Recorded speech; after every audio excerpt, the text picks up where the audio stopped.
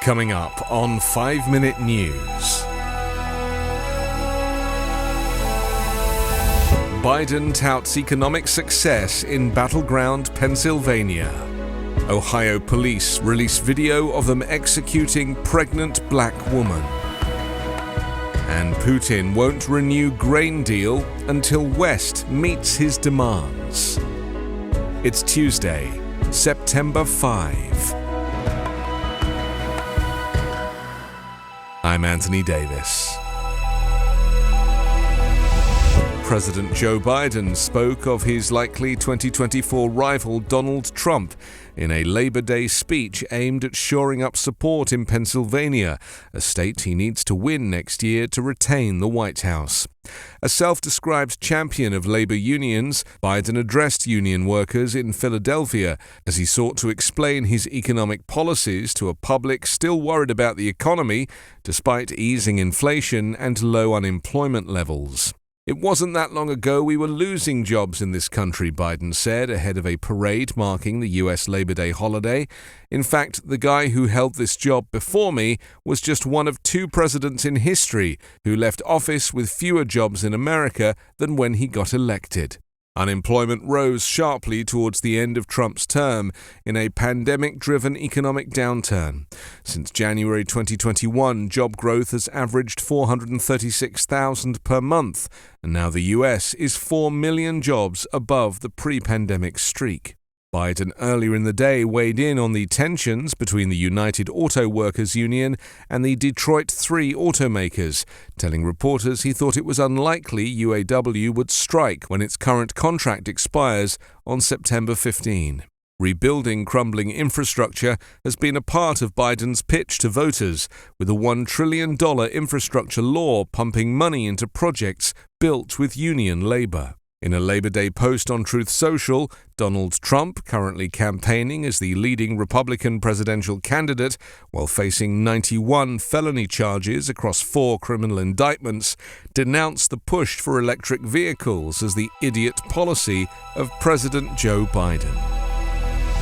An Ohio police department on Friday released body camera footage showing an officer fatally shooting a pregnant black woman in the parking lot of a grocery store 2 weeks ago after she refused to exit her car and instead bumped him with her vehicle. Video of the incident in Blendon Township on August 24 follows demands by the family of the 21-year-old woman, Tykia Young, for the officer who fired the fatal shot to be held accountable. A theft suspect drove her car into one of my officers, and the officer fired a single shot through the windshield, Blendon Police Chief John Belfield said in a statement accompanying the release. But Sean Walton, a lawyer for Young's family, said she was a victim. We demand accountability for 2 previous lives, Tykia and her unborn daughter. Young's death is among a spate of recent high-profile cases in the United States of police officers accused of using excessive force in the deaths of black people and other minorities, sparking calls for U.S. criminal justice reforms. The incident took place in the parking lot of a grocery store in Blendon, 15 miles northeast of Columbus, the state's capital. Police confronted Young after an employee said she was among several people who had shoplifted liquor from the store. The video, made public on Friday, shows an officer standing next to Young's vehicle as he repeatedly orders her to get out. A second officer comes around the front of the vehicle and points a gun at the windshield, demanding that she exits. Young can be seen turning the wheels to the right away from the officer before the vehicle begins moving towards him. The officer fires one shot towards the windshield. The encounter lasted 25 seconds. Young later died at a nearby hospital. Her unborn baby did not survive.